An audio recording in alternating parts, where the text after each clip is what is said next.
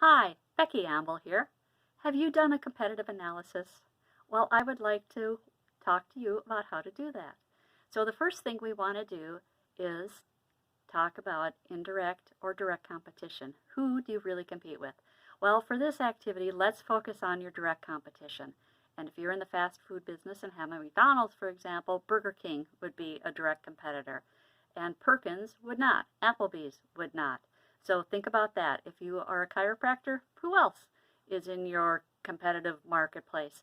If you have a printing company, who else has a printing company kind of like yours? And there can be some further specialization and niches. So think of a printing company, for example, that is in a similar space as you are.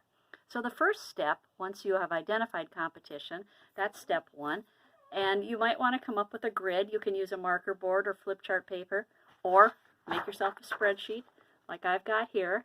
I find that marker board is kind of nice to use, or a flip chart paper, because it's bigger, it's more visual. Use what works for you. Maybe just a piece of typing paper would work for you. So write down the name of your competition, make yourself a little grid or organize it somehow. And the most important things are to identify their strengths, their weaknesses, how they're positioned, how they're differentiated, and what their competitive advantage is. You can see I wrote some of these down here on the marker board and put in a little fake artwork. So think about their value proposition or competitive advantage. If you do one or the other of those, that would be a great job, because they get a little bit more complicated to define.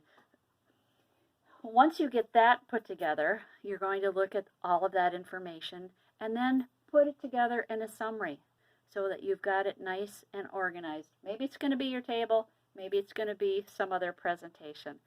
And the reason you want to do this is because you want to make sure that you are positioned differently than the competition, and that you're positioned as effectively as you can be. So you also need to know what's important to your customers.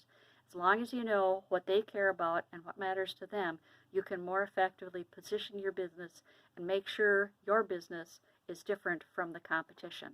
And why do we want to do that? Because then we're going to have happy customers and a profitable business. Thank you.